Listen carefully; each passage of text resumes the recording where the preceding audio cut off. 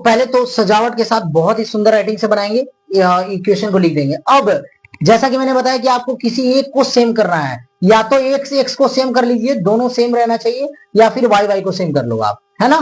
समझ रहे हो आयुष? समझना है ना आप सभी को, ध्यान से सुनना है। नहीं, दोनों होगा ही नहीं कभी, किसी एक को, या तो y को या तो x को। चलिए अब करते हैं। तो अगर इसको सेम करना है, दोनों को सेम करने के लिए क्या करना होगा, तो 4 के टेबल में कोई ऐसा डिजिट बताइए और 3 के टेबल में जो दोनों के टेबल में आता हो। 12। वाह क्या बात है तन्नू, गजब, बहुत सुंदर। आप लोग तो समझ ही रहे हो, वेरी गुड। 4 3 जा 12, 3 4 जा, बहुत बढ़िया। तो 4 को कितना से मल्टीप्लाई किए थे, और इस 3 को, यही काम यहां पर कर देना, बस खत्म, कोई डाउट यहां तक? यही चीज लिख देना बस, 4 3 जा 12 और 3 4 जा, बस। अब इसके बाद यहाँ एक काम करना, एक लाइन दे दीजिए यहां से प्यार से। हाँ, कोई डाउट? हाँ खुशी? चलिए अब ये लाइन हमने दे दिया, अब केवल मल्टीप्लाई करना है, सभी से मल्टीप्लाई कर देना। 9 3 जा 27x, पहला वाला है ना, 9 3 जा प्लस माइनस 4 3 जा 12y इक्वल्स टू, तो इक्वल्स टू 2 3 जा 6, 2 3 जा 6 और 000 मतलब 000। कोई डाउट?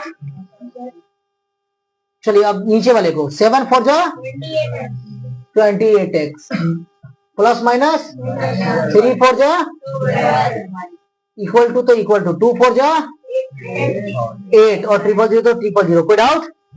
अब देखिए ये दोनों सेम सेम हो गया, और बाकी जो भी जैसे भी रहे कोई दिक्कत नहीं है। अब यहाँ का सिंबल देखते हैं, अगर दोनों सेम रहे, दोनों, यहां समझिएगा यही मेन है सागर, अगर दोनों का सिंबल सेम रहे तो सिंबल चेंज करते हैं, यहां माइनस है तो यहां प्लस है, तो यहां प्लस है तो इस नीचे वाले का सिंबल चेक करते हैं, ठीक है, ऊपर वाले का नहीं। अगर इन दोनों का सेम रहे तो, ठीक से सुनिएगा, इन दोनों का सिंबल अगर चेंज रहा, अगर मान लीजिए कि ये ऐसे रहता, ये प्लस रहता, तो प्लस माइनस तो ऐसे ही कटता है, तो चेंज करने की आवश्यकता पड़ती?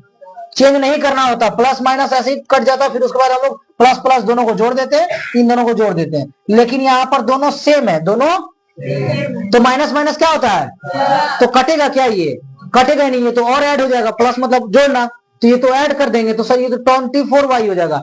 तो हमको वो नहीं करना, हमको क्या करना है, काटना है। तो काटने के लिए क्या करना होता है, इसका सिंबल चेंज करना होगा, यहाँ माइनस है तो यहाँ प्लस है, तो यहाँ प्लस है तो, चलिए अब एक लाइन फिर से यहाँ पर देंगे, और ये अब इसका सिंबल माइनस नहीं हो गया, क्या हो गया, इस 28 का सिंबल क्या हो गया, इस 8 का क्या हो गया, हाँ प्लस नहीं रहा, माइनस हो गया। तो ये प्लस माइनस, तो प्लस माइनस माइनस कट गया। अब ये बताइए प्लस माइनस, तो 28 में से 7 गया 1x, तो 1x तो नहीं लिखते हैं, तो डायरेक्ट x लिखे। दोनों में से बड़ा डिजिट कौन है, इसका सिंबल, तो माइनस x देंगे। अब बीच में ये तो कट गया, तो 0 हो गया, इक्वल टू, अब ये प्लस माइनस, तो 8 में से 6 गया 2000, और दोनों में से बड़ा डिजिट, इसका सिंबल माइनस। अब ये देखिए सामने सामने माइनस है, तो माइनस माइनस क्या हो जाएगा, तो क्या बच गया, x इक्वल टू, किसी बच्चे को कोई डाउट तो बताइए, पक्का पक्का? चलिए नहीं, ये हो गया, x का वैल्यू निकल गया, x का वैल्यू, अब अगेन कीजिए, अब x का वैल्यू निकल गया तो y का वैल्यू निकल जाएगा। तो यहां लिखना है putting the value of x in equation, किसी में भी, इक्वेशन फर्स्ट या किसी में रख दो आप, इक्वेशन फर्स्ट में या इक्वेशन, तो किस में रखना चाहते हो बताइए? चलिए सेकंड में रखते हैं, इन इक्वेशन सेकंड लिख देना है। और सेकंड वाले को पहले तो जानते हैं कि क्वेश्चन लिखना है, क्वेश्चन, तो क्वेश्चन लिख दिया, फिर 7 x का वैल्यू निकला था ना, इन दोनों के बीच में क्या है, तो मल्टीप्लाई, मतलब 2000 से मल्टीप्लाई होगा, ब्रैकेट में डाल देंगे, मल्टीप्लाई तो कुछ नहीं है, तो मल्टीप्लाई है ना, बाद में मल्टीप्लाई करेंगे, फिर माइनस 3y इक्वल टू, चलिए तो 7 2 जा 14 और 000 तो 000, 14,000 हुआ, माइनस 3y इक्वल टू, कोई डाउट? अब डिजिट डिजिट को एक साथ काश वाले को सबको करते हैं ना, चलिए तो 14,000 है इधर, ये बड़ा है ना 14,000, ये 2,000 छोटा, तो इसको इधर लेकर आ जाते हैं, ठीक है, तो 14,000 ये इन्होंने देते हैं, इस प्लस ये प्लस में तो उधर आएगा माइनस में, और इक्वल टू, और ये -3/, ये तो उधर चलेगा।